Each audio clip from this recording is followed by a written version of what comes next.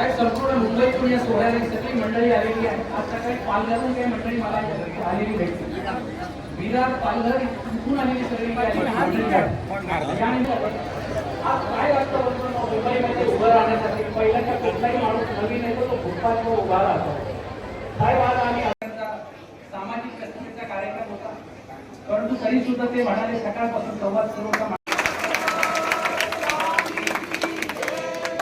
या निमित्तानं मानव पंथाचे ज्ञानरत्न आचार्यांचं साधू संत येते घरात होती दिवाळी दसरा या मृत्यूप्रमाणे आज सर्व संत लोक इथं आले, आमचे ऐरोली पावन झाले असं मी या ठिकाणी समजतो. खरं पाहिलं तर आजच्या या युगामध्ये धर्माचा प्रसार व्हायला पाहिजे, धर्म वाढला पाहिजे, हिंदू जगला पाहिजे, याच्यावरती सर्व साधू संतांचा पूर्णपणे फोकस त्या गोष्टीवर असेल. मला माहिती आहे की अनेकांचे प्रवचन असतात, अनेक जण वेगवेगळ्या पंथातून आपलं वेगवेगळं सामाजिक कार्य पुढे पुढे पुढे पुढे नेत असतो आणि त्याच्यामुळे एक समाजाची पिढी घडत असते.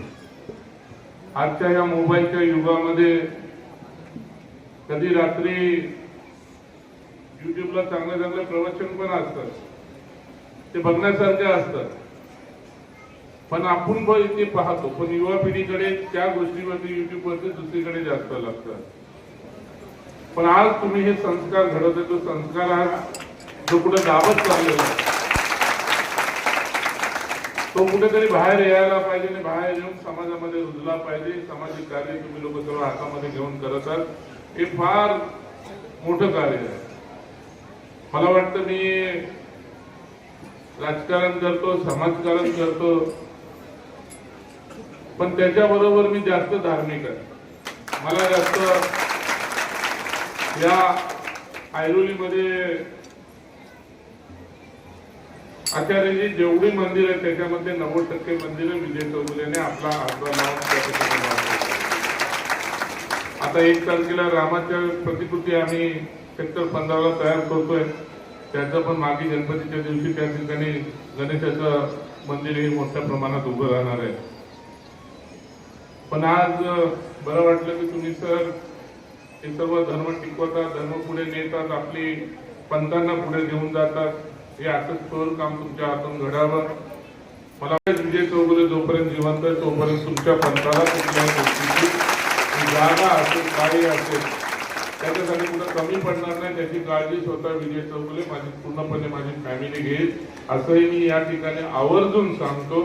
आणि पुढचं 25वं वर्ष जे तुमचं वर्ष आहे ते वर्ष चांगल्या पद्धतीने करा. त्याच्यासाठी तुमचा जो मोठा वाटा जो असेल, भक्त म्हणून तुमचा वाटा असेल, त्याच्यामागे पूर्ण शक्ती म्हणून विजय चौगुलेचा वाटा असेल. ही पूर्णपणे या ठिकाणी ग्वाही देतो.